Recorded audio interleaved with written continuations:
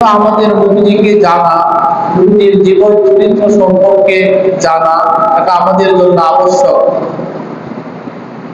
নবীজিকে চিনতে হবে, নবীজি পৃথিবীতে কেন এসেছেন, আল্লাহ তাআলা নবীজিকে কেন পাঠিয়েছেন, আল্লাহ তাআলা নবীজিকে এই পৃথিবীতে পাঠানোর উদ্দেশ্য কি, কারণ কি, এগুলো জেনে বুঝে এবং আমাদের জীবনে এগুলো যেন আদর্শ হয়ে থাকে, নবীজির জীবনী থেকে শিক্ষা নিয়ে আমাদের ব্যক্তি জীবন, পারিবারিক জীবন, সাংসারিক জীবন সর্বক্ষেত্রে এগুলো আমাদের অনুসরণ করতে হবে।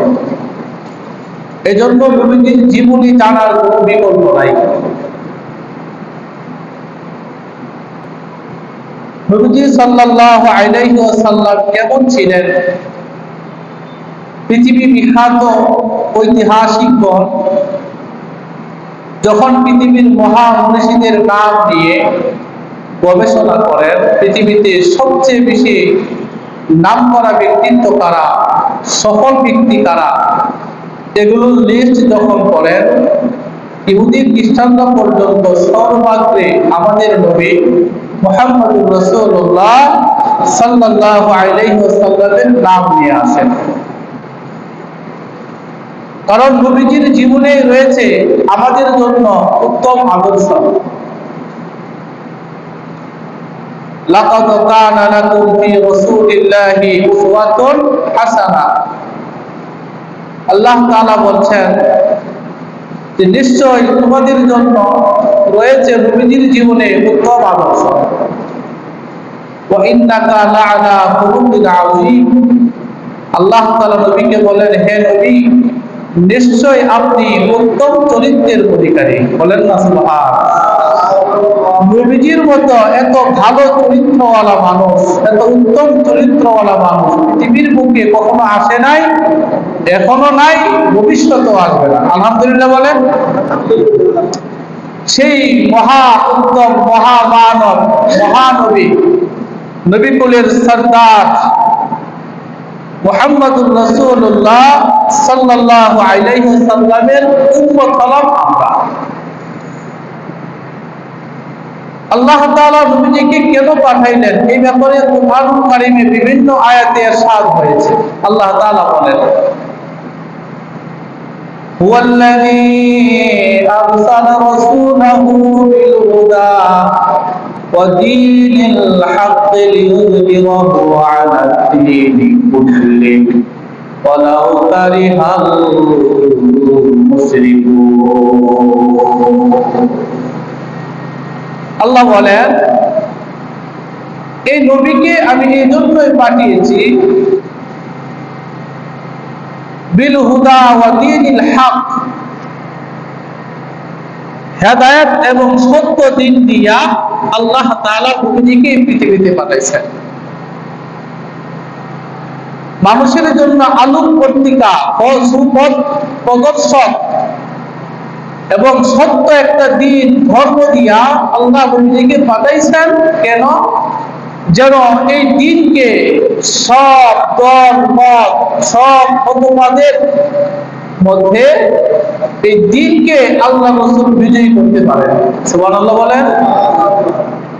দিন মানে কি? দিন ইসলাম। দিন ইসলামকে যেন আল্লাহ তাআলা কি করতে পারেন?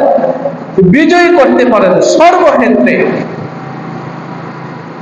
দিনের প্রচার প্রসার যেন হয়, ইসলাম যেন বিজয়ী হয়, ইসলামের বিজয় যেন সকলের ঘরে ঘরে, ব্যবসা বাণিজ্যে, অর্থনৈতিক জীবনে, সমাজে, রাষ্ট্রে, সর্বক্ষেত্রে যেন দিন বিজয়ী হয়, ইসলামের বিজয় যেন হয়, এজন্য আল্লাহ তাআলা আমাদের নবীজিকে পৃথিবীতে পাঠিয়েছেন। বলেন না সুবহানাল্লাহ। এটা ছিল প্রিয় নবীজির দায়িত্ব। আল্লাহ তাআলা এই দায়িত্ব দিয়েছেন মুহাম্মদ সাল্লাল্লাহু আলাইহি ওয়াসাল্লামকে। আর কেউ যদি কাউকে কোনো বিষয়ের দায়িত্ব দেয়, তখন আবশ্যক হলো ওই দায়িত্ব সঠিকভাবে পালন করা। কারণ সঠিকভাবে যদি দায়িত্ব পালন না করা হয় তাহলে দায়িত্ব অবহেলার কারণে আমানতের খেয়ানত হয়ে যাবে। ঠিক কিনা বলেন? যে কোনো দায়িত্ব ব্যক্তির কাছে, এই দায়িত্বটা একটা আমানত। যারা দায়িত্ব নিবেন, এই দায়িত্বটা ওই ব্যক্তির কাছে কি আমানত, সঠিকভাবে এই দায়িত্ব তার পালন করতে হবে। যারা মেম্বার হন, মেম্বারের দায়িত্ব আছে না নাই? একটা পুরা ওয়ার্ডের দায়িত্ব তার কাছে। সরকারি যত অনুদান আছে, এই ওয়ার্ডের মধ্যে যত অনুদান আসবে, মেম্বারের দায়িত্ব হলো যার কাছে যেই খাতে এই অনুদানগুলো এসেছে সরকারের পক্ষ থেকে, এটা তার আমানত, তার দায়িত্ব হলো এই অনুদানগুলো সঠিক ক্ষেত্রে ব্যবহার করা। যদি না করেন তাহলে কি হবে? আমানতের খেয়ানত। প্রত্যেক ব্যক্তি যারা দায়িত্বশীল, যে কোনো বিষয়ের দায়িত্ব হোক, এই দায়িত্বগুলো তাকে সঠিকভাবে পালন করতে হয়। আবার অনেক সময় এই দায়িত্ব পালন করতে গেলে, সঠিকভাবে দায়িত্ব পালন করতে গেলে অনেক মানুষের চক্ষুশূলের শিকার হতে হয়। হতে হয় কিনা? শত্রু হওয়া লাগে অনেক মানুষের। যদিও এই কাজটা তিনি কারো শত্রু হওয়ার জন্য করতেছেন না, সমাজের উপকারের জন্য করতেছেন, দেশের উপকারের জন্য করতেছেন, রাষ্ট্রের উপকারের জন্য করতেছেন, মানুষের উপকারের জন্য করতেছেন। এরপরও এক শ্রেণীর মানুষ এই ভালো কাজ করার কারণে তাকে বিভিন্নভাবে ট্যাগ লাগাবে, বিভিন্নভাবে সন্দেহ করবে, তাকে তার দায়িত্ব অবহেলার অপবাদ দিবে। এজন্য অনেক ভালো মানুষ এই দায়িত্ব পালন করার ক্ষেত্রেও অনেক মানুষের চক্ষুশূলে পরিণত হয়, শত্রুতে পরিণত হয়ে যায়। কথা ঠিক কিনা বলেন? ঠিক তদ্রুপ ভাবে আল্লাহ তাআলা যখন প্রিয় নবীজিকে দায়িত্ব দিলেন, প্রিয় নবীজিকে আল্লাহ তাআলা যখন দায়িত্ব দিলেন, হুয়াল্লাযী আরসালা রাসূলাহু বিল হুদা ওয়া দীনিল হাক্কি লিইয়ুযহিরাহু আলাদ দীনি কুল্লি ওয়ালাউ কারিহাল মুশরিকুন। অপর এক জায়গায় আল্লাহ বলছেন, হুয়াল্লাযী আরসালা রাসূলাহু বিল হুদা ওয়া দীনিল হাক্কি লিইয়ুযহিরাহু আলাদ দীনি কুল্লিহি ওয়ালাউ কারিহাল কাফিরুন। কারণ আল্লাহ জানেন নবীজিকে যে বিশাল দায়িত্ব দেওয়া হয়েছে, এই দায়িত্ব যদি নবীজি সঠিকভাবে পালন করেন তাহলে নবীজির এই ভালো কাজটা অনেকের কাছে অপছন্দ হবে। জানেন কিনা? মুশরিকদের কাছে নবীজির কাজগুলো অপছন্দনীয় হবে, কাফেরদের জন্য নবীজির ভালো কাজটা অপছন্দ হবে। যারা মুনাফিক, এই মুনাফিকদের কাছে নবীজি সাল্লাল্লাহু আলাইহি ওয়াসাল্লামের ভালো কাজটা অপছন্দ হবে। এজন্য আল্লাহ তাআলা আগে নবীজিকে বলে দিয়েছেন, নবী আমার, যে মহান দায়িত্ব আপনাকে আমি দিয়েছি, এই দায়িত্ব যখন আপনি সঠিকভাবে পালন করবেন, আপনি অনেক মানুষের চক্ষুশূলে পরিণত হয়ে যাবেন। নবীজিকে আল্লাহ তাআলা যখন জানায় দিলেন মহান দায়িত্ব কি, মহান দায়িত্ব হলো একত্ববাদের দাওয়াত দেওয়া, তাওহীদের দাওয়াত দেওয়া। আপনি মানুষকে দাওয়াত দেন, কুলু লা ইলাহা ইল্লাল্লাহ। আপনি মানুষকে এই কথার দাওয়াত দেন যে আল্লাহ ছাড়া কোনো ইলাহ নাই, কোনো মাবুদ নাই, কোনো উপাস্য নাই, কোনো বিধানদাতা নাই, আল্লাহ ছাড়া কোনো আইনদাতা নাই। আল্লাহ তাআলা সবকিছুর মালিক, আল্লাহ তাআলা সবকিছু সৃষ্টি করেছেন। এই কথাগুলো মানুষের অন্তরে আপনি গেঁথে দিয়ে দেন। মূর্তির পূজা করা যাবে না, কোনো পাথরের পূজা করা যাবে না, গাছের পূজা করা যাবে না, মানুষের উপর অত্যাচার করা যাবে না, এতিমের মাল, এতিমের হক নষ্ট করা যাবে না, কোনো মানুষের হক নষ্ট করা যাবে না, দুর্বলদের উপর আঘাত করা যাবে না। মানুষের সম্পদ লুণ্ঠন করা যাবে না, সুদ খাওয়া যাবে না, ঘুষ খাওয়া যাবে না, মানুষের সাথে সৎ ব্যবহার করতে হবে, মন্দ আচরণ করা যাবে না।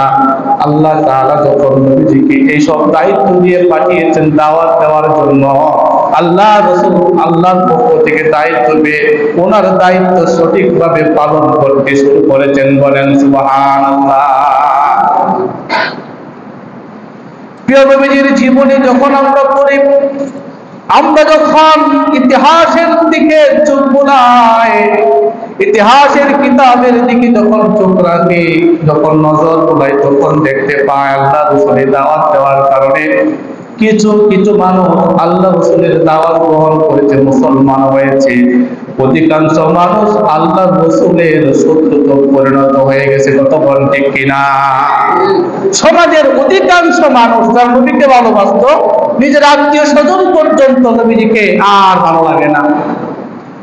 কারণ নবী যখন উচিত কথা বলে, কি বলে? একটা প্রবাদ আছে না, গরম ভাতে কি ভেজা, বিলাই ভেজা। আর উচিত কথা, হ্যাঁ, উচিত কথা বললে মানুষ এখন বেজার হয়, যদিও কথাটা সঠিক। আল্লাহ রাসূল যখন বললেন এই সমাজে মূর্তির পূজা চলবে না, পাথরের পূজা চলবে না, গাছের পূজা চলবে না, নবীজি দেখেন এই ঘুরে ধরা সমাজে মানুষেরা পাথরের পূজা করে, সূর্যের পূজা করে, চন্দ্রের পূজা করে, মানুষেরা গাছের পূজা করে। অর্থাৎ মানুষেরা যার কাছ থেকে কোনো রকমের উপকার পায় তার উপাসনা করে তাকে দেবতা মনে করে।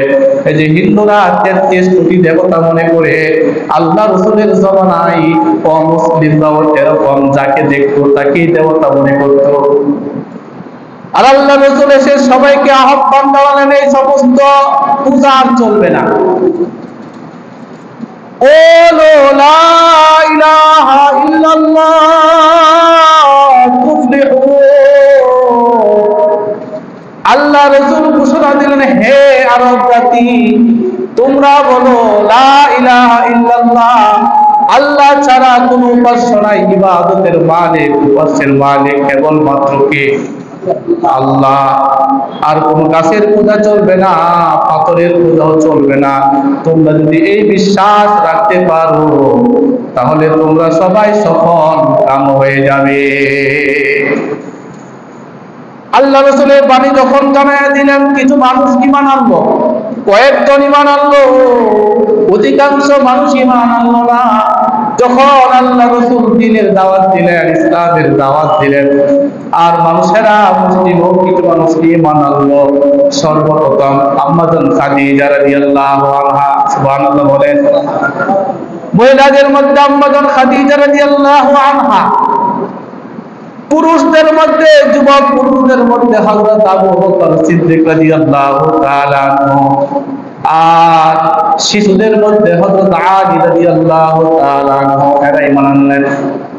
এছাড়া আরো কয়েকজন মানুষ ঈমান আনলেন। তখন মক্কার সব কাফেররা আল্লাহ রাসূলের শত্রুতে পরিণত হলো।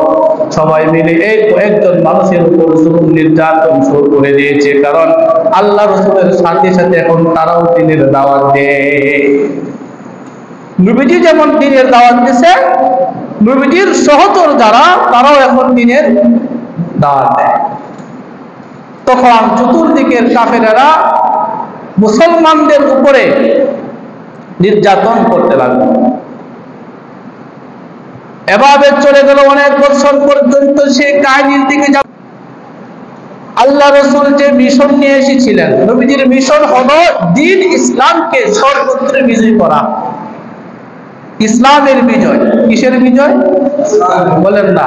আল্লাহ পাঠাইছেন নবীজিকে একটা মাত্র কারণ, সেটা হলো দ্বীনের বিজয় সর্বত্রই করতে হবে। ঘরে, বাহিরে, ব্যবসায়, বাণিজ্যে, অর্থনৈতিক কাজে, লেনদেনে, আচার আচরণে, রাজনীতিতে, রাষ্ট্র পরিচালনায়, সর্বক্ষেত্রে দ্বীনের বিজয় আল্লাহ রাসূল যেন করেন, এই জন্য আল্লাহ তাআলা তার প্রিয় হাবিবকে পৃথিবীতে পাঠাইছেন। সুবহানাল্লাহ বলেন। নবীজির আগে 600 বছর পর্যন্ত এই সময়টা ছিল অনেক একটা নাজুক সময়, পৃথিবীর ইতিহাসে সবচেয়ে খারাপ একটা সময় ছিল নবীজির পৃথিবীতে আসার আগের 600 বছর।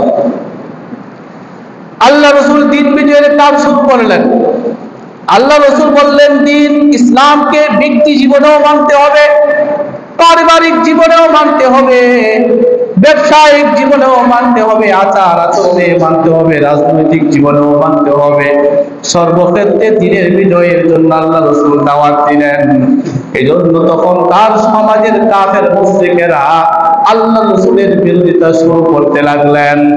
নতুন নতুন মুসলমান যারা হলো তাদেরকে অত্যাচার করতে লাগলেন। এমন অত্যাচারে নির্যাতিত হওয়ার পরে আল্লাহ তাআলা একটা পর্যায়ে নবীজিকে আদেশ করলেন, ও প্রিয় নবী, আপনার যে সমস্ত সহচরেরা নতুন নতুন মুসলমান হয়েছে আর কাফের মুশরিকরা তাদের উপর অত্যাচার করে, তারা নতুন অবস্থায় ঈমান টিকিয়ে রাখা তাদের জন্য কষ্টকর হবে। কাজে তাদের ঈমানকে যেন সঠিকভাবে রাখতে পারে, এই জন্য তারা নিজেদের দেশ ছেড়ে অন্যত্র হিজরত করার জন্য আপনি পরামর্শ দেন। কিসের জন্য? নিজের ঈমান হেফাজতের জন্য, ঈমান আমল যেন হেফাজত হয়, এই জন্য আল্লাহ রাসূল তার সাহাবীদেরকে হিজরত করার পরামর্শ দিলেন। কি করার বলেন না, কি করার? হিজরত করার পরামর্শ দিলেন। হিজরত কি? হিজরত হলো বিচ্ছিন্ন হওয়া, পরিত্যাগ করা, দেশ থেকে দেশ ত্যাগ করা। এটা হলো হিজরতের শাব্দিক অর্থ। তার মানে যারা আল্লাহ রাসূলের উপরে ঈমান এনেছে, আল্লাহর উপরে ঈমান এনেছে, ঈমানকে হেফাজতের জন্য তারা তাদের বাড়ি ছাড়বে। হুকুমটা কার? আল্লাহর হুকুম। কি হেফাজতের জন্য? ঈমান হেফাজতের জন্য হিজরত করবে। মানে হলো এই ঈমানকে হেফাজতের জন্য প্রয়োজনে ঈমানদারেরা তাদের বাপ মাকেও ছাড়তে পারে, স্ত্রীকেও ছাড়তে পারে, মা বোনকেও ছাড়তে পারে, সন্তানকেও ছাড়তে পারে। এই ঈমান হেফাজতের জন্য মুসলমানেরা তার সমাজ ত্যাগ করতে পারে, দেশ ত্যাগ করতে পারে, এরপর একটা মুহূর্তের জন্য ঈমান ছাড়তে পারে না, ঠিক কিনা? আল্লাহ রাসূল সাল্লাল্লাহু আলাইহি ওয়াসাল্লাম তখন ঘোষণা দিলেন নতুন নতুন সাহাবীদেরকে, দুর্বল গরীব গরীব সাহাবীদেরকে আল্লাহ রাসূল পরামর্শ দিলেন যে ঈমান হেফাজত করা লাগবে।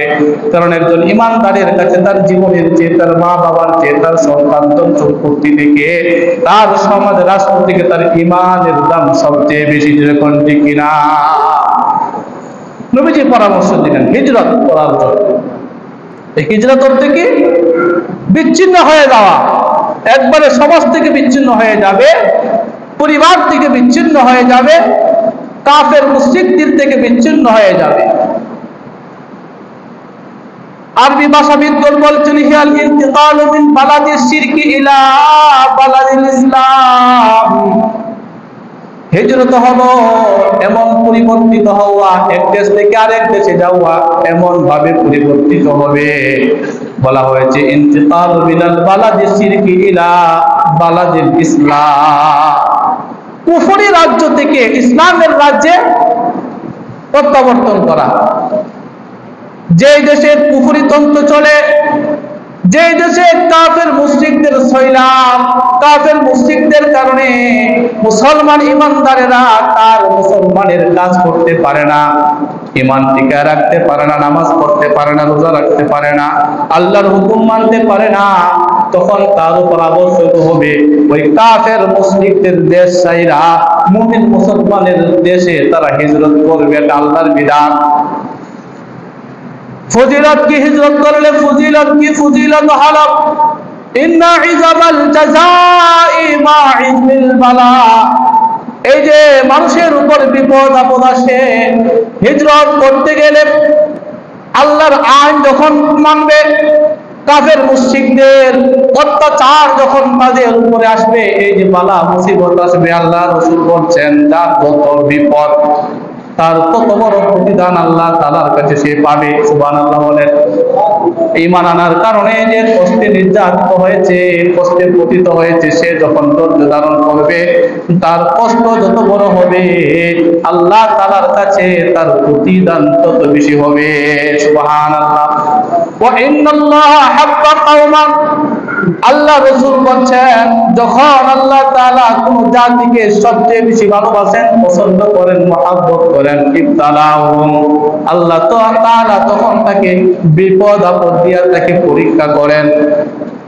এই যে ইমানদাররা তাদেরকে কাফের মুশরিকরা অত্যাচার করতেছে, তার জন্য এটা বিপদ না আপদ? বিপদ না বিপদ। এই বিপদে যদি বলে মার খাই, তা আমি মানায় রাখতাম না, চুর করতে বোঝা। আমাদের এলাকায় সমাজে এমন কিছু লোক আছে, ঝগড়া করে যাওয়ার নামাজই করতাম না, নামাজ পড়ে কি হয়েছে করে কিনা এরকম। আর রোজাই রাখতাম না, রোজা রাখতে কি হয়েছে, ঝগড়া করছে, ঝগড়া করে আর রোজা রাখতো না, এই নাফরমানি।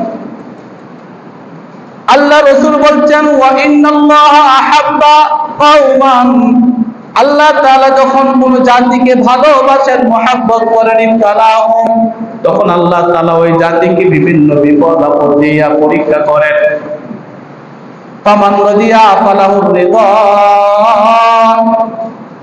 এই মুমিন বান্দা বিপদ আপদ পেয়ে যদি অধৈর্য হয়ে না যায়, সে যদি বেহুশ না হয়ে যায়, সে যদি ধৈর্য ধারণ করে সন্তুষ্টি জ্ঞাপন করে, আল্লাহ তাআলা তার প্রতি সন্তুষ্ট হয়ে যান।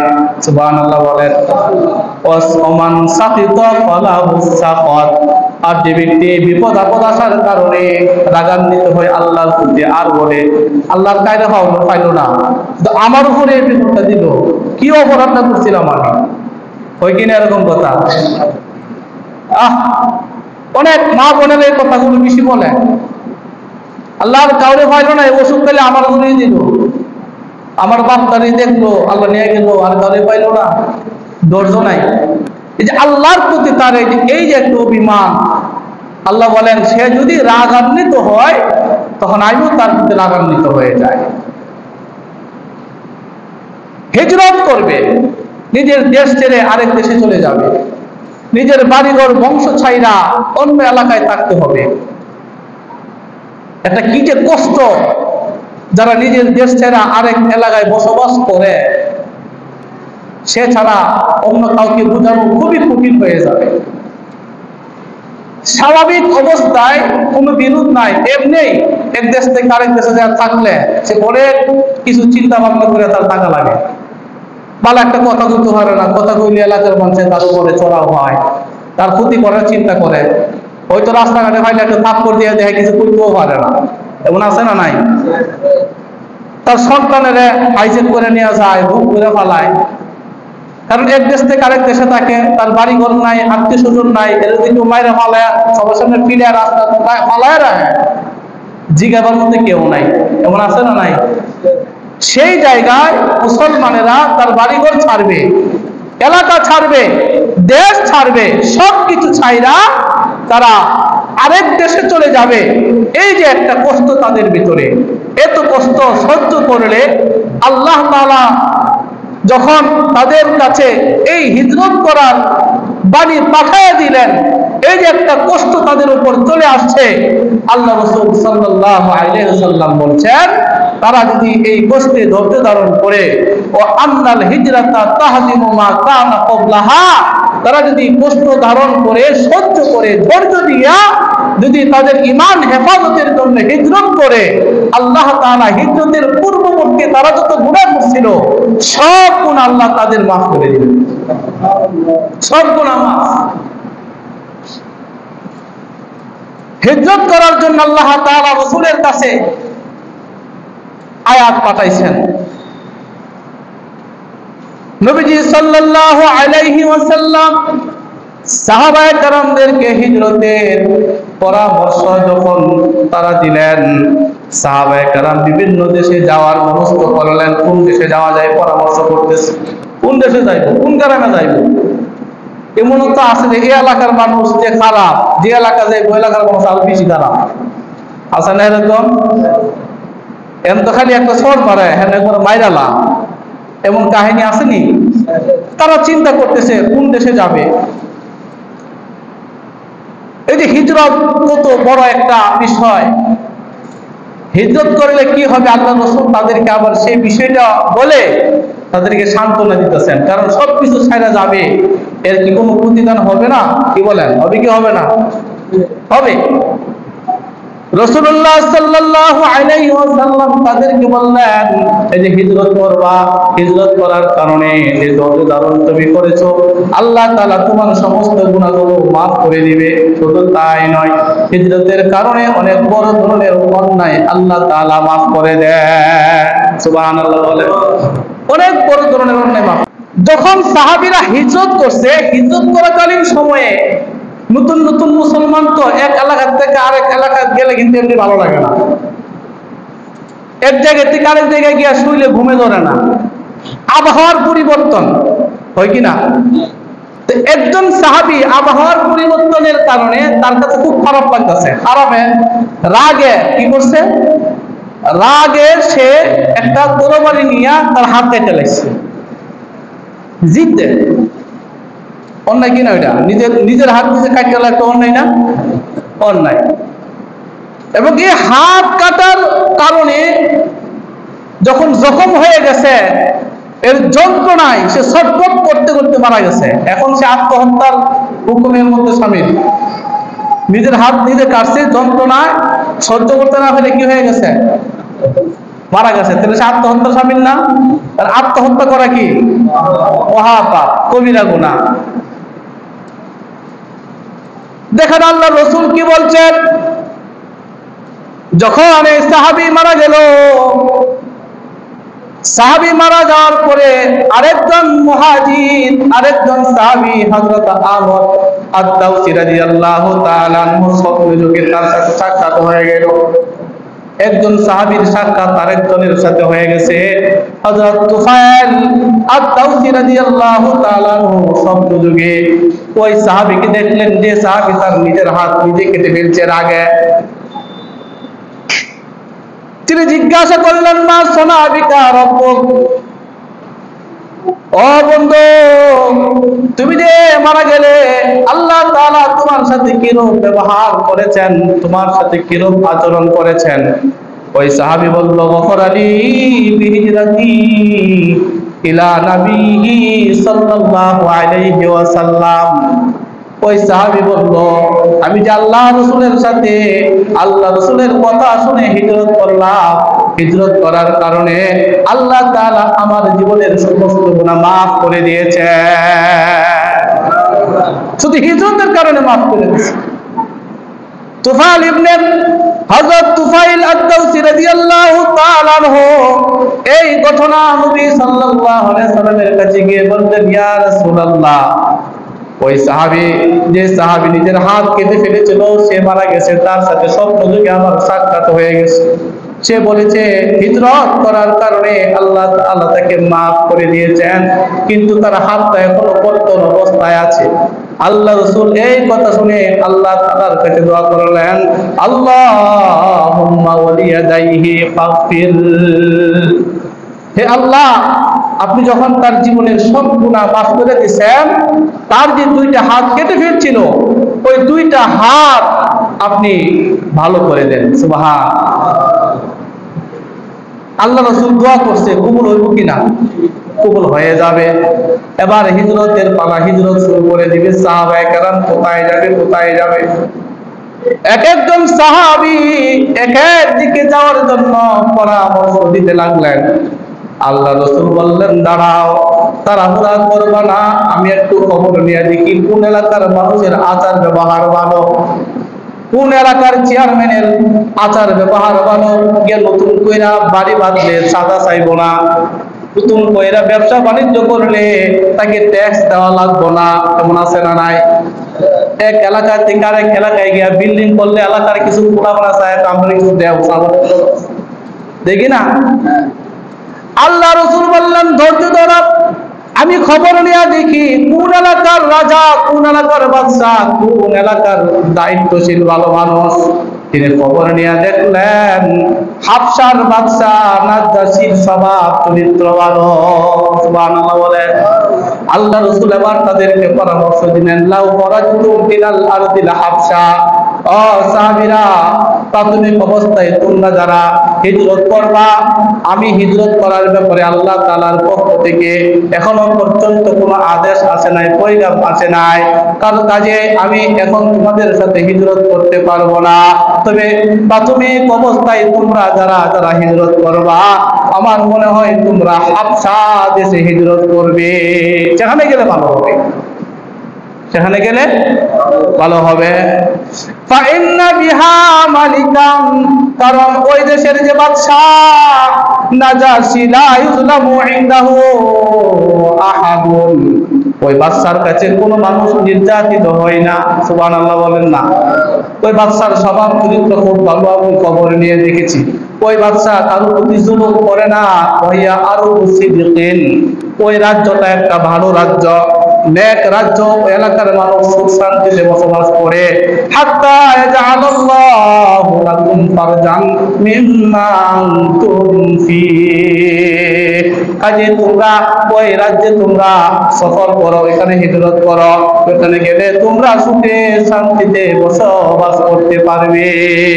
সুবহানাল্লাহ। সাহাবায়ে কেরাম তখন আল্লাহ রাসূলের এই পরামর্শ শুনে তারা কোথায় গেল? হাবশা হিজরত করছে। মাত্র কয়েকজন মানুষ, তারা গোপনে গোপনে, জানা গেল আটকে আলাইব কাফেরেরা, জানা গেলে কি করবে? কাফেররা আটকে আলাইব, যাইবার লাগা দিব না, বিচার করবো, এই গঙ্গা লাগা সারা কই যাস, কি আমরা বদনাম করতে কইব কিনা। এই জন্য গোপনে গোপনে নবুয়তের ৫ম বছরে তারা হাবশায় হিজরত করছেন। 11 জন পুরুষ, 4 জন মহিলা। কয়জন? তার মানে মুসলমান কত কম আছিল তখন। দেখেন কয়জন হিজরত করছে? 11 জন পুরুষ আর 4 জন, মোট কতজন? 15 জন। মোট 15 জন কি করছে? হিজরত করছে। ওইখানে হিজরত করার পরে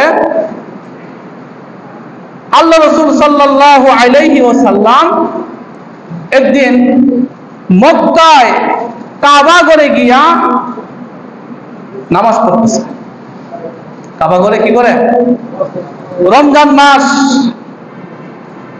রমজান মাসে রাসূল সাল্লাল্লাহু আলাইহি ওয়াসাল্লাম বাইতুল্লাতে গিয়া নামাজ পড়তেছে। নামাজের মধ্যে সূরা নাজম, ওয়ান নাজমি ইযা হাওয়া, এই সূরা নবীজি সুললিত কণ্ঠে, সুন্দর ভাষায়, সুন্দর কণ্ঠে আল্লাহ রাসূল সূরা নাজম তেলাওয়াত করতেছিলেন।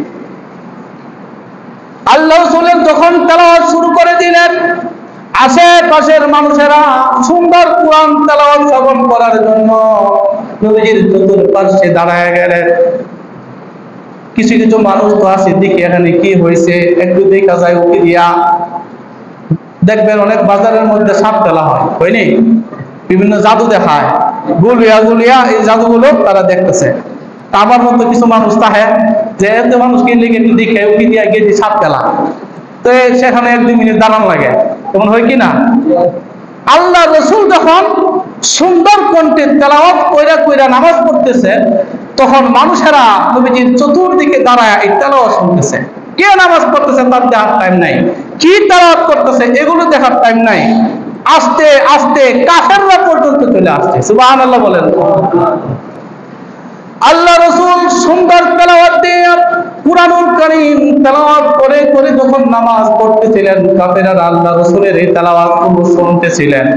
তেলাওয়াত শুনতেছে আর কাফেরের সংখ্যা বাড়তেছে, তারা তেলাওয়াত শ্রবণ করতেছে। আল্লাহ রাসূল আবার তেলাওয়াত করতে করতে গিয়ে একটা আয়াতের মধ্যে আসলেন। আয়াতটা হলো ফাসজুদু লিল্লাহি ওয়া'বুদু।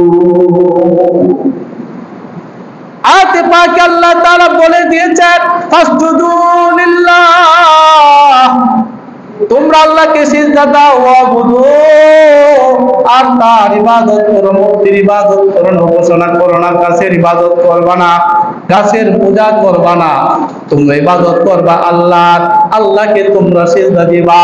এই আয়াতটা যখন নবীজি তেলাওয়াত করতে লাগলেন, তেলাওয়াত করে আল্লাহ রাসূল সাথে সাথে সিজদায় চলে গেছেন। বলেন না সুবহানাল্লাহ।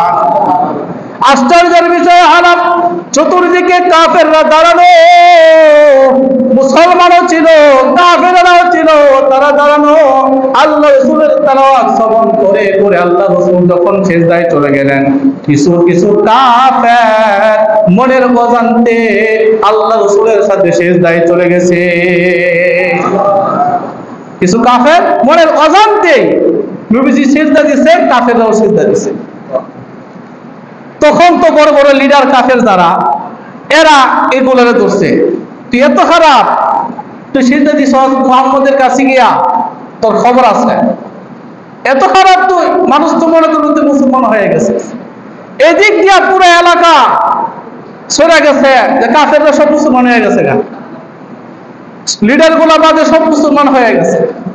চড়তে চড়তে চড়তে চড়তে এই খবর চলে গেছে হাফসা। কই চলে গেছে? হাফসা। হাফসা মুসলমান কয়জন গেছে? 15 জন হিজরত করছে। এরা শুনে তো অনেক খুশি, আরে মক্কার সব কাফের মুসলমান হয়ে গেছে, এখন আমরা বাইরে তাহা লাগবো না, নিজের গ্রামে যাইতে পারবো, নিজের দেশে গিয়ে থাকতে পারবো, আর কোনো অসুবিধা নাই। এই খবর শুই না, এই গুজবে হাফসার মুসলমানেরা হাফসা থেকে ফিরে আবার মক্কার দিকে চলে আসছে। মক্কার কাছাকাছি আসার পরে জানতে পারছে না রে, এরা তো আসলে মুসলমান হয়েছে না, কয়েকটা সেজদা দিছে কিন্তু মানুষ প্রচার করছে সব মুসলমান হয়ে গেছে। এই বিভ্রান্তির বেড়াজালে পড়ে এরা আবার চলে আসছে, কিন্তু মনে এখন বই যদি দিক কালা। মুসলমানদের মনে কি এখন ভয়, আমি যে আসলাম তো কেউ, আমি যে গেছিলাম কেউ জানছে না, এখন যে আসছি অনেক দিক খেলাইছি, কি করা? তখন আবার কিছু সাহাবী আবার হাফসার দিকে চলে গেছে, কেউ কেউ মদিনায় চলে গেছে, কেউ আবার এলাকায় চলে আসছে। যারা এলাকায় চলে আসছে কাফেররা মিল্লা সবাই তাকে ধরছে, ধরে তাদের উপর আবার অত্যাচার শুরু করছে। হিজরত এখনো শেষ হয় নাই, মাত্র কিছু মানুষ হিজরত করছে। হিজরত করার পরে আল্লাহ রাসূল সাল্লাল্লাহু আলাইহি ওয়াসাল্লাম যে সমস্ত সাহাবীরা হাবশা থেকে চলে আসছে তাদেরকে সান্ত্বনা দিলেন, পরিবেশ পরিস্থিতি দেখা আবার তাদেরকে হিজরত করার পরামর্শ দিলেন। কিভাবে আবার হিজরত করার জন্য প্রস্তুতি নিতে লাগলেন। আল্লাহ রাসূল তাদেরকে সান্ত্বনা দিলেন, চিন্তা করো না, সুদিন আমাদের আসবেই, কাফেররা কোনো ক্ষতি তোমাদের করতে পারবে না, ধৈর্য ধরো, আল্লাহ তাআলা তোমাদেরকে এর সুফল দিবেন দুনিয়া এবং আখিরাতে। কাফেরদের হিংসা বেড়ে গেল। পরবর্তীতে নবী সাল্লাল্লাহু আলাইহি ওয়াসাল্লাম দাওয়াতের মাধ্যমে যখন আরো কিছু সংখ্যক মুসলমান বানাইলেন, সাহাবী হয়ে গেল, তারাও তাদের পরিবারে নির্যাতিত, তাদের সমাজে লাঞ্ছিত, তাদের দেশে অপমানিত। নবী সাল্লাল্লাহু আলাইহি ওয়াসাল্লাম তাদেরকেও হাবশায় যাওয়ার অনুমতি দিলেন দ্বিতীয়বার। কারণ কি? প্রথম যারা হাবশাতে হিজরত করছে তারা সেখানে ভালো আছে, তারা সেখানে কি আছে? ভালো আছে। তখন নবী সাল্লাল্লাহু আলাইহি ওয়াসাল্লাম নতুন করে আবার 83 জন পুরুষ, 19 জন মহিলা, আগের চেয়ে কম না বেশি? 83 জন পুরুষ 19 জন মহিলাকে পরামর্শ দিলেন, তোমরাও হাবশা হিজরত করো, সেখানে গিয়ে বসবাস করো, ঈমানের ব্যাপারে দাওয়াত দাও, অন্তত দাওয়াত দিতে না পারো তোমার এলাকা থেকে সেখানে কি থাকবা? ভালো থাকবা। 83 জন পুরুষ 19 জন মহিলা আবার আবিসিনিয়া হাবশায় চলে গেলেন। এই অবস্থায় দেখা মক্কার কাফেরদের মাথা একেবারে নষ্ট হয়ে গেছে। দুইটা কারণে তাদের মাথা নষ্ট। এক, তাদের এলাকার মানুষ তাদের দ্বারা নির্যাতিত হয়ে দেশ ছাড়ছে, এই কথা মানুষ জানলে এলাকার লজ্জা, এলাকার সম্মান যাবে। তাদের মানুষ মুসলমান হয়ে গেছে, ইহুদি খ্রিস্টানদের ধর্ম ছাইরা মুসলমান হয়ে গেছে, এটাও যদি মানুষ জানে এবং তাদের নেতৃত্বের ভাটা পড়ছে, এগুলো মানুষ জানলে তাদের সম্মানের আঘাত হবে। এজন্য কাফের লিডারেরা দুজন ব্যক্তিকে বিশাল অঙ্কের উপহার দিয়া মক্কা থেকে হাবশায় পাঠাইছে, হাবশার বাদশা নাজাশীর কাছে গিয়ে বলে যে কিছু দুষ্কৃতকারী, উগ্রপন্থী লোক, বিশৃঙ্খলকারী, এরা আমাদের এলাকা ছাইরা, আমাদেরই আত্মীয় স্বজন, তারা আমাদের এলাকা ছাইরা আপনাদের এলাকায়, আপনার দেশে আইসা বসতি স্থাপন করছে। তাদের আত্মীয় স্বজনেরা আমাদেরকে পাঠাইছে প্রতিনিধি হিসেবে যে এই দুষ্কৃতকারীদেরকে আমাদের কাছে দিয়া দেন, আমরা তাদের আত্মীয়দের কাছে পৌঁছায় দেব। দুইজন প্রতিনিধি, একজন আমর ইবনুল আস, আরেকজন আব্দুল্লাহ বিন আল রবিয়া, এই দুইজন প্রতিনিধি কাফেরদের, একজন আব্দুল্লাহ বিন রবিয়া আর একজন আমর ইবনুল আস, এরা পরবর্তীতে মুসলমান হয়েছে। এই দুইজন হাবশায় গেছে কেন? ওই যে মুসলমান হাবশা হিজরত করছে, তাদেরকে কি করার জন্য বলেন না, ফিরাইয়া নিয়ে আসার জন্য। হাবশায় গিয়া তারা কি করলো, হাবশার যে ইহুদি আলেম আছে, প্রথমে বাদশার কাছে না গিয়া, নাজাশীর কাছে না গিয়া, ইহুদি আলেমদের সাথে পরামর্শ করছে, তাদেরকেও কিছু উপঢৌকন দিচ্ছে, যেন বাদশার দরবারে নতুন মুসলমানদেরকে ফিরিয়ে নেওয়ার প্রস্তাব করলে তারা যেন সাথে সাই দেয়, তারা যেন বলে ঠিক আছে আপনি তাদেরকে ফিরিয়ে দেন। আব্দুল্লাহ ইবনে রবিয়া এবং আমর ইবনুল আস, এই দুইজন বাদশা নাজাশীর দরবারে গিয়ে হাজির। উদ্দেশ্য হলো হাবশায় চলে আসা মুসলমানদেরকে মক্কায় নিয়ে যাবে, মক্কায় নিয়ে তাদেরকে কি করবে, বিচার করবে, তাদের শাস্তি দিবে।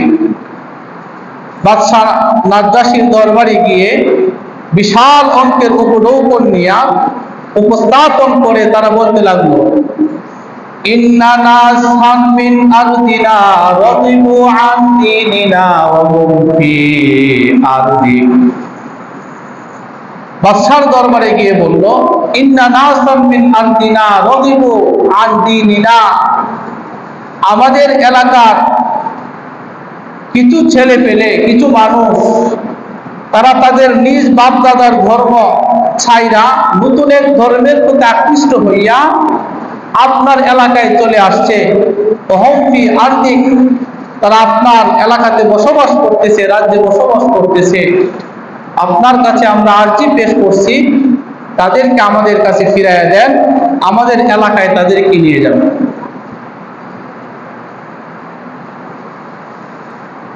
বাদশা নাজাশী একজন নেইপরায়ণ বাদশা ছিলেন, যদিও খ্রিস্টান, কিন্তু একজন নেইপরায়ণ বাদশা ছিলেন। উনি চিন্তা করলেন এক পক্ষের কথা শুনে তো আর বিচার করা যাবে না, যারা এসেছে তাদেরকে জিজ্ঞাসা করি আসল কাহিনী কি। তাদের কাছে খবর পাঠানো হলো মুসলমানদের কাছে যে তোমাদেরকে বাদশা নাজাশী তলব করছে, তার দরবারে গিয়ে তোমাদের জবাবদিহি করতে হবে, তোমাদের জবানবন্দি নিবে, তোমাদের বিরুদ্ধে নালিশ আছে। হাবশায় বসবাসরত মুসলমানেরা তখন একসাথে বৈশা পরামর্শ করতেছে এখন কি করা যায়, বাদশার দরবারে গিয়া কি জবাব দিবে, বাদশা কি প্রশ্ন করবে আর কি জবাব দিবে। সবাই মিলে পরামর্শ করলো, সবাই তো আর কথা বলা যাবে না, একজনকে আমাদের নেতা বানায়া সবার পক্ষ থেকে তাকে কথা বলার জন্য আমরা কি করব, প্রেরণ করব। সবার পক্ষ থেকে সিদ্ধান্ত হলো যে আবু তালেবের এক ছেলে আছে, নাম জাফর। আবু তালেবের ছেলের নাম কি? জাফর। সে তখন মুসলমান, সেও নিজ দেশ ছাইরা হাবশাতে কি করছে, হিজরত করছে। জাফর ইবনে আবু তালেবকে তারা নেতা বানায়া বাদশার দরবারে উপস্থিত করছে, বলেন না সুবহানাল্লাহ। বাদশা নেজাশী জিজ্ঞাসা করলো, তোমাদের ব্যাপারে অভিযোগ, তোমরা তোমাদের বাপ দাদার ধর্ম ছেড়ে আমাদের দেশে এসে আশ্রয় নিয়েছ উগ্রবাদী জঙ্গিবাদী, যেমনটা বর্তমানেও আমাদের দেশ পুরা বিশ্বে মুসলমানদেরকে উগ্রবাদী জঙ্গিবাদী বলে ইহুদি খ্রিস্টানরা প্রচারণা চালায়। মুসলমানের কাজ যখন দিনের কাজ করে ইহুদি খ্রিস্টানরা বর্তমানে এই পৃথিবীতেও মুসলমানদেরকে উগ্রবাদী জঙ্গিবাদী বলে, ঠিক কিনা? কিন্তু ইহুদি খ্রিস্টানরা কত বড় বড় অন্যায় অপরাধ করতেছে, তারা হয়ে যায় মানবতাবাদী। আর মুসলমান যদি সত্যের পক্ষে কথা বলে তারা হয়ে যায় উগ্রবাদী। আর এই ইহুদি খ্রিস্টানদের সাথে তাল মিলায়া নামদারি কিছু মুসলমান নামক মুনাফিকরাও আলেম ওলামাদেরকে, মুসলমানদেরকে তারা উগ্রবাদী বলে, জঙ্গিবাদী বলে, আছে না নাই? রাসূলুল্লাহ সাল্লাল্লাহু আলাইহি ওয়াসাল্লামের সাহাবী জাফর ইবনে আবি তালিব রাদিয়াল্লাহু তাআলা আনহু বাদশা নাজ্জাশীর সামনে দাঁড়িয়ে গেলেন। দাঁড়িয়ে ঈমান দীপ্ত ধীর কণ্ঠে জবাব দিলেন, ও বাদশা মহোদয়, মক্কা থেকে আগত প্রতিনিধি আমাদের সম্পর্কে যে সমস্ত অভিযোগ করেছে এগুলো মিথ্যা বানোয়াট, সত্যের লেশ মাত্র নাই, বরং বাস্তবতা হলো, সত্য হলো ভিন্ন। সেটা হলো এই, জাফর ইবনে আবি তালিব রাদিয়াল্লাহু তাআলা আনহু বললেন, আমরা ছিলাম মুশরিক, সূর্যের পূজা করতাম, গাছের পূজা করতাম, পাথরের পূজা করতাম, মূর্তির পূজা করতাম। মানুষ হত্যা করা আমাদের ছিল একটা নিত্য নৈমিত্তিক ব্যাপার। আমরা আমাদের সমাজে চুরি ডাকাতি হতো, জিনা ব্যভিচার হতো, মৃত জন্তুগুলোকে খাইতাম, আমরা মানুষের হক নষ্ট করতাম, অন্যায়ভাবে এতিমের মাল ভক্ষণ করতাম, মানুষের মালগুলো চুরি করতাম, অন্যায় হত্যা রাহাজানি এগুলো ছিল আমাদের কাজ। বলেন তো এই যে কাজ, এই কথাগুলো যখন বললো, এই কথাগুলো, এই কাজগুলো ভালো না মন্দ? হত্যা করা, চুরি করা, রাহাজানি করা, সন্ত্রাসী করা, মানুষকে ঠকানো, মানুষের সাথে অসৎ আচরণ করা, মৃত জন্তু খাওয়া, এই কাজগুলো সমাজে খারাপ, খারাপ কিনা? জাফর ইবনে আবি তালিব বললেন, ও বাদশা মহোদয়, এই সমস্ত কাজগুলো আমরা করতাম। আমাদের মধ্যে যারা সবল শক্তিশালী ছিল তারা দুর্বলদের উপর অত্যাচার করত, তাদের কোনো অধিকার দিত না, আত্মীয়তার দ্বন্দ্ব ছিন্ন করত, আত্মীয়তার কোনো সম্মান তারা করত না, মহিলাদেরকে ইজ্জত করা হতো না। পুরা সমাজটাই ছিল ঘুরে ধরা সমাজ, একটা মন্দ সমাজে বসবাস করতাম। আমাদের স্বভাব চরিত্র ছিল খুবই খারাপ। এমন অবস্থায় আল্লাহ তাআলা আমাদের মধ্যে এমন একজন মহামানবকে পাঠিয়েছেন, যিনি আমাদের মধ্যে এসে আমাদের উপদেশ দিয়েছেন, লা তুশরিকু বিল্লাহ, তোমরা আল্লাহর সাথে কাউকে শরীক করবা না, আল্লাহর ইবাদত করবা, তোমরা সূর্যের পূজা করবা না, তোমরা গাছের পূজা করবা না, পাথরের পূজা করবা না, মূর্তির পূজা করবা না, মানুষের হক নষ্ট করবা না, চুরি করবা না, ডাকাতি করবা না, রাহাজানি সন্ত্রাসী করবা না, এতিমের মাল অন্যায় ভাবে তোমরা ভক্ষণ করবা না, আত্মীয়তার বন্ধন ছিন্ন করবা না, তোমরা নেক হয়ে চলবা, মানুষের সাথে সৎ ব্যবহার করবা, মৃত জন্তু খাইবা না, জীবিত জন্তু হালাল জন্তুগুলো খাবে।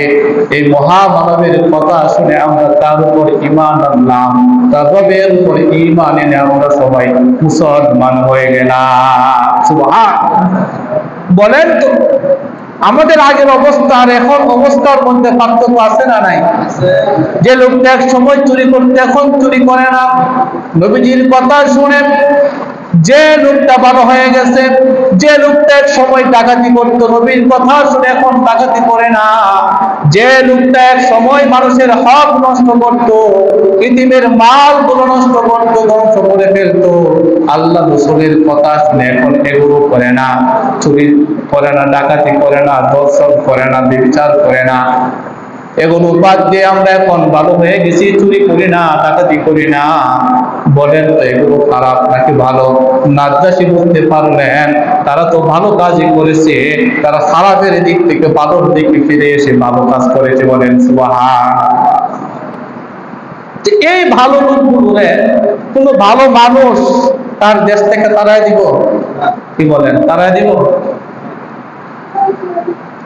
বাদশাহ নাজ্জাশীর কাছে স্পষ্ট হয়ে গেল, বাদশাহ নাজ্জাশীর কাছে স্পষ্ট হয়ে গেল যে দূত মক্কা থেকে এসেছে তাদেরকে নিয়ে যাওয়ার জন্য এটা বড় চক্রান্ত। এই সমস্ত ভালো মানুষগুলোকে তাদের হাতে তুলে দেওয়া যায় না। বলেন না সুবহান। একজন খ্রিস্টান বাদশাহ, কিন্তু মুসলমানদের প্রতি তার কি দরদ। বাদশাহ নাজ্জাশী রেগে গেলেন, মক্কা থেকে পাঠানো দূতের দিকে চায়া বললেন, এই সমস্ত মুসলমানদেরকে তোমাদের কাছে ফিরায় দেব না। লাউ আতাইতুনি দাবারান মিন যাহাব।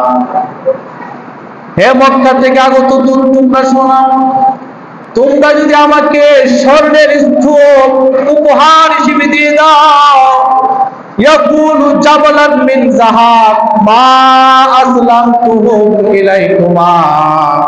তোমরা যদি পাহাড় পরিমাণ স্বর্ণ আমাকে দান করো, আর বিনিময়ে এই মুসলমানদেরকে তোমাদের কাছে সুপর্দ করব, আমি কখনো এটা মেনে নেব না।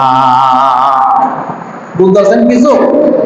হ্যাঁ, স্বর্ণের স্তূপ যদি আমারে দান করো, স্বর্ণের পাহাড় যদি আমারে দান করো, আর বিনিময়ে যদি বলো এই মুসলমানদেরকে আমাদের হাতে তুলে দাও, এরপরও আমি এই মুসলমানদেরকে তোমাদের হাতে তুলে দেব। একটা বিষয় থেকে মুসলমানদের শিক্ষা নেওয়া উচিত, এই পৃথিবীর রাষ্ট্রপ্রধানদের শিক্ষা নেওয়া উচিত। কোন ভালো মানুষ, নেককার মানুষ যখন তার নিজ দেশে অবহেলিত হইয়া অন্য দেশে ভ্রমণ করে, হিজরত করে, তখন আগের মানুষের হিংসার দোষার হয়ে পড়ে এই ভালো মানুষটাকে তার মানুষের কাছে পাঠিয়ে দেওয়া যাবে না। এবার বাদশাহ নাজ্জাশী বললেন, সুম্মা আমারা ফারুদ্দাত আলাইহিমা হাদায়াহুমা। বাদশাহ নাজ্জাশী তার কাছে প্রেরিত যে সমস্ত উপহার ছিল, ওই কাফের দূতেরা যে সমস্ত উপহার সামগ্রী নিয়ে এসেছিল, তিনি আদেশ করলেন যেন উপহার গুলো, হাদিয়া গুলো পৌঁছে দেওয়া হয়। ও রাজা মাকবুহাই, সব উপহার কাফেরদের দূত তাদের কাছে পাঠায় দেওয়া বলছে, এই নাও তোমাদের উপহার, তোমাদের উপহার আমাদের দরকার নাই, এই মুসলমানদেরকেও তোমাদের কাছে আমরা পাঠাবো না। তখন এই দূতেরা অপমানিত হইয়া, লাঞ্ছিত হইয়া বাদশার দরবার থেকে ফিরে আসছে। বলেন না সুবহান। বাদশার দরবার থেকে আইসা তারা তাদের জায়গায় অবস্থান করতেছে আর চিন্তা করতেছে কি করলে পরে এই মুসলমানদেরকে এই হাবশা থেকে ফিরে নেওয়া যাবে। এখনো ষড়যন্ত্র, এখনো কি ষড়যন্ত্র করতেছে। তারা চিন্তা ভাবনা করে দেখলো এখন একটা সাম্প্রদায়িক দাঙ্গা লাগায় দেয়। কি লাগায় দেয়? কথা বলেন না, কি লাগায় দেয়? এই মিয়া বুঝেন, সাম্প্রদায়িক দাঙ্গা, এটা বুঝেন? ধর্মে ধর্মে মারামারি, ধর্মে ধর্মে। আমাদের দেশে আসেনি এরকম? কোন দেশে বা আমাদের দেশে দেখছেন কোন সময় কোন আলেমে কোন হিন্দুর মন্দিরে গিয়া আঘাত করছে? দেখছেন? আগুন লাগাই দিছে। কোন খ্রিস্টানদের পেগুড়াতে গিয়া আলেম উলামারা বা ধর্মপ্রাণ মুসলমানেরা ভাঙচুর করছে? দেখছেন? কিন্তু বাংলাদেশেও কিন্তু মন্দিরে আঘাত হয়েছে কিনা? বাংলাদেশেও কিন্তু বিভিন্ন পেগুড়ায় আঘাত হয়েছে। কারা লাগাইছে? রাজনৈতিক নেতারা লাগাইছে, সাম্প্রদায়িক দাঙ্গা পুরা বিশ্বকে দেখানোর জন্য এই বাংলাদেশের আলেম যারা আছে, মুসলমান যারা, এরা হলো মৌলবাদী। এই মৌলবাদীরা এই দেশের হিন্দুদের সুখে থাকতে দেয় না, এর কথা বিশ্বাস করানোর জন্য, তাদের দাদা বাবুদের বোঝানোর জন্য তারাই ভাঙচুর কইরা প্রকৃত মুসলমানদের উপরে এই দোষটা চাপায় দেয়। আছে না না এরকম? যতগুলো সাম্প্রদায়িক দাঙ্গা দেখবেন, মন্দিরে হাঙ্গামা হয়েছে, মন্দিরে ভাঙচুর হয়েছে, সবগুলো কাজ রাজনৈতিক নেতাকর্মীরাই লাগাইছে। ওটা আলেম লাগাই নাই, কোন মুসলমান লাগাই নাই। কারণ মুসলমান বুঝে অমুসলিমের অধিকার কি, আলেমরা বুঝে অমুসলিমের অধিকার কি। যখন এই দেশে ইসলামপন্থীদের উত্থান ঘটে, তখন ইসলামপন্থীদের বাহিরে যারা আছে, ধর্ম নিরপেক্ষতার রাজনীতি যারা করে, এরাই তখন মন্দিরে আঘাত করে, মূর্তি ভাঙচুর করে, হিন্দুদের মন্দিরে ভাঙচুর করে, ইহুদি খ্রিস্টানদের পেগোডায় ভাঙচুর কইরা পুরা বিশ্বকে জানায় দিতে চায় যে এই দেশের ইসলামপন্থীরা এই দেশের জন্য হুমকি স্বরূপ। কথা ঠিক কিনা বলেন? মক্কার এই কাফের লোকেরা হাবশায় গিয়া চিন্তা করছে এখন সাম্প্রদায়িক দাঙ্গা লাগাইতে হইব। কি লাগাইতে হইব? মিলাদ আগের কাহিনী আর বর্তমানের কাহিনী মিল আছে কিনা? ইহুদি খ্রিস্টানরা বা মুনাফিক নামক মুসলমান আছে কিছু, এরা ঠিক হয় আগের যুগের কাফের মুশরিকদের সিস্টেম গুলো তারা ঠিকই গ্রহণ করছে, কিন্তু আমরা যারা প্রকৃত ইমানদার মুসলিম, আমরা প্রকৃত মুসলমানদের সিস্টেম গ্রহণ করতে পারি নাই। সাম্প্রদায়িক দাঙ্গা এরা চিন্তা করছে একটা লাগায়, তখন পরামর্শ করে তারা দেখছে যে বাদশা নাজ্জাশী খ্রিস্টান, বাদশা নাজ্জাশী কি খ্রিস্টান, আর যারা মক্কা থেকে এখানে হিজরত করে আসছে তারা হলো মুসলমান। ভেদাভেদ আছে না নাই? এই দুইজন দূত তখন আবার পরের দিন বাদশা নাজ্জাশীর কাছে গেছে, গিয়া বলে, বাদশাহ, গতকালকে যাদের ব্যাপারে আমরা অভিযোগ করছিলাম তারা দুষ্কৃতকারী, আপনি তো বুঝলেন না আমাদের কথা। আপনি কি জানেন? আশ্চর্য হয়ে যাবেন যদি জানেন, আমাদের আজকের কথাটা যদি জানেন। তো বলো। তারা আপনার ধর্মের বিরোধিতা করে, আপনার যে ধর্ম খ্রিস্ট ধর্ম, এই খ্রিস্ট ধর্মের বিরোধিতা করে, এরা আপনাদের নবী ঈসার বিরোধিতা করে, আপনার ধর্মকেও তারা মানে না। তাই নাকি? আপনার ধর্মের অপমান করে, সত্যি নাকি? জি হ্যাঁ। তো বাদশা খ্রিস্টান, স্বাভাবিকভাবে তার ধর্মের প্রতি তার টান আছে না নাই? হ্যাঁ, লাগছে না একটা পেজ? সর্বনাশ, আমার ধর্মের বিরোধিতা করে, আমার নবীর বিরুদ্ধে কথা বলে, তো এদেরকে তো রাখা যাবে না, এই ডাক তাদেরকে আবার। তখন তাদেরকে আবার রাজ দরবারে উপস্থিত করা হলো। জাফর ইবনে আবু তালেব চিন্তা করলেন, গতকালকে তো জবাব একটা দিছিলাম, এখন কি দেব? আজকে না জানি কোন কারণে ডাকে, তলব করছে, মনে মনে এই চিন্তা করতেছে, আর একটা দৃঢ় প্রতিজ্ঞা করছে, জীবনে যাই ঘটুক হকের কথা বাদশার সামনে গিয়ে বলবো, মারা গেলেও কোনো চিন্তা নাই, কোনো ভয় নাই। বলেন না সুবহান। বাদশার দরবারে ডাকা হলো, জিজ্ঞাসা করলো, তোমরা আমাদের নবী ঈসা সম্পর্কে কি বলো? আমাদের নবী ঈসা সম্পর্কে তোমাদের ধারণা কি? ঈসা আলাইহিস সালামের মা মারিয়াম সম্পর্কে তোমাদের ধারণা কি?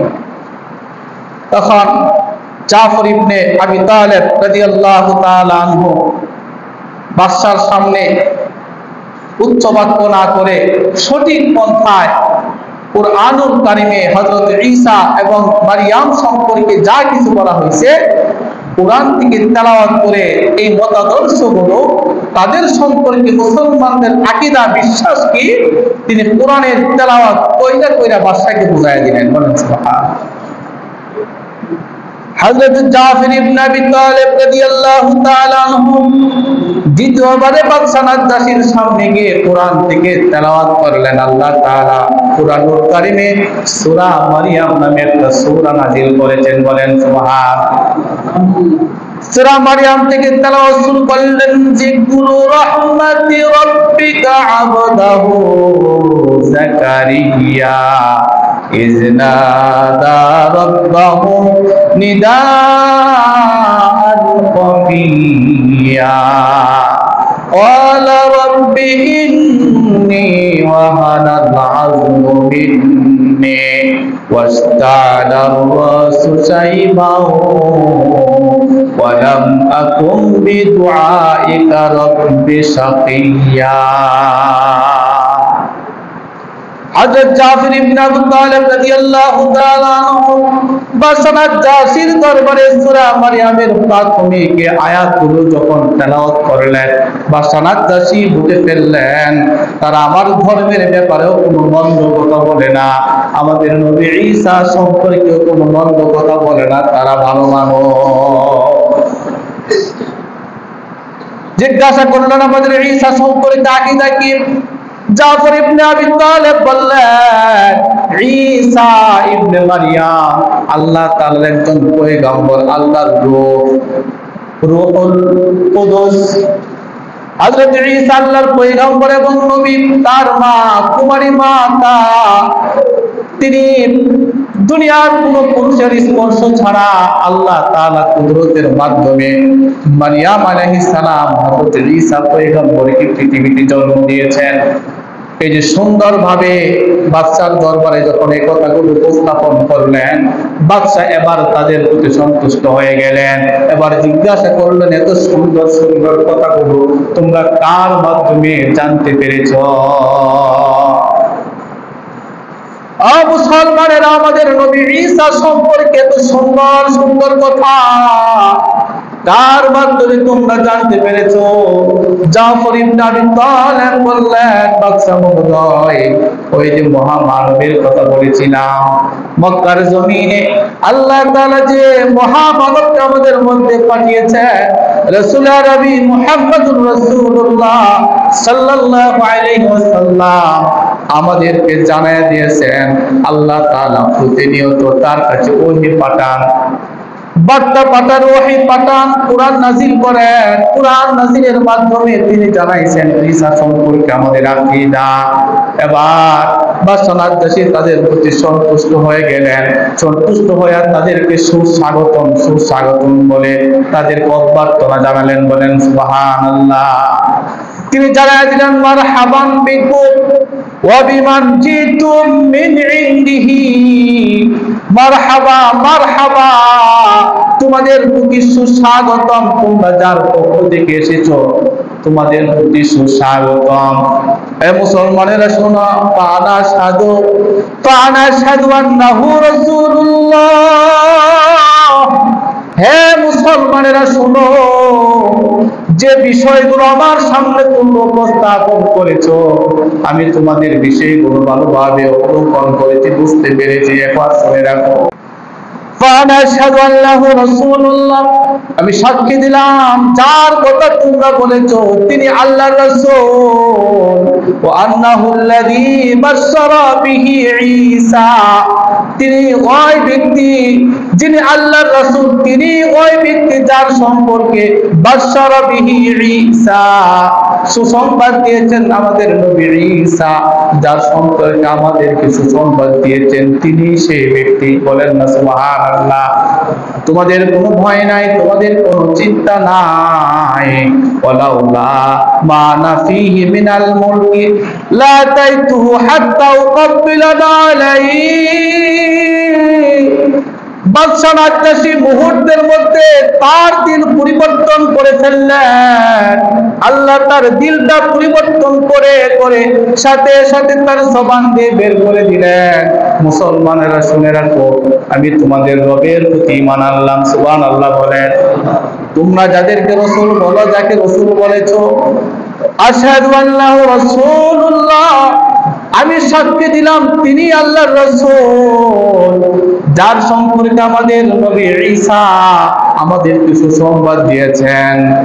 ও মুসলমানেরা, শুধু তাই না, শুনে রাখো, এখন রাষ্ট্রীয় কাজে আমি খুব ব্যস্ত, রাষ্ট্রীয় কাজে আমি খুব ব্যস্ত হয়ে গেছি।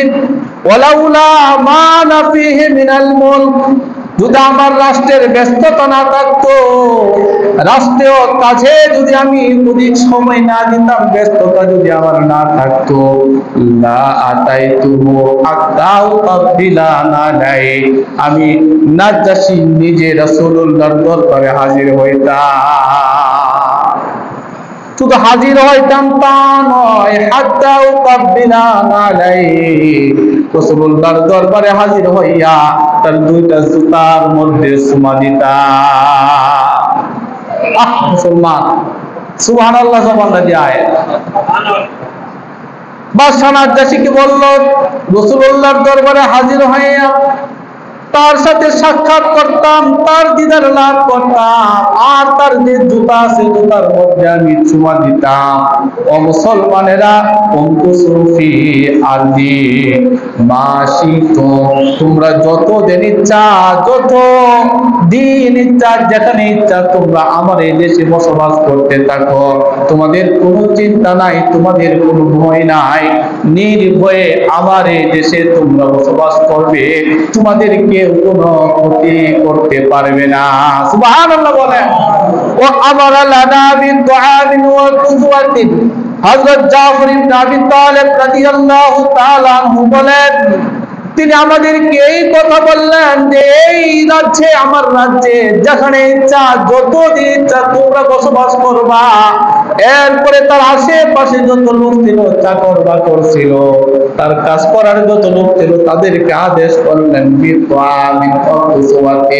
এ মুসলমানেরা যতদিন পর্যন্ত আমাদের এই দেশে থাকবে, আমাদের এই রাজ্যে থাকবে, ততদিন পর্যন্ত তাদের যত খাবার লাগে, তাদের পোশাক পরিচ্ছদ লাগে, তাদের খাবার দাবার, পোশাক পরিচ্ছদ, বাসস্থান, চিকিৎসা পর্যন্ত যা কিছু প্রয়োজন হয়, এগুলো আমার রাষ্ট্রীয় কোষাগার থেকে তোমরা সম্পন্ন করবে। একজন বাদশা খ্রিস্টান ছিলেন, মুহূর্তে মুসলমানের আদর্শ দেখা, রাসূলুল্লাহর আদর্শ দেখা কালিমা পড়া মুসলমান হইয়া মুসলমানদেরকে তার দেশে থাকার কি করে দিছে, জায়গা করে দিছে। এখান থেকে মুসলমান রাষ্ট্রপ্রধানদের শিক্ষা আছে না নাই? শুধু রাষ্ট্রপ্রধান শিক্ষা নিবে, আমাদের শিক্ষা আছে না নাই? আল্লাহ তাআলা আমাদেরকে রাসূলুল্লাহর জীবনী থেকে সুশিক্ষা অর্জন করার তৌফিক দান করুন, সকলে বলে আমিন।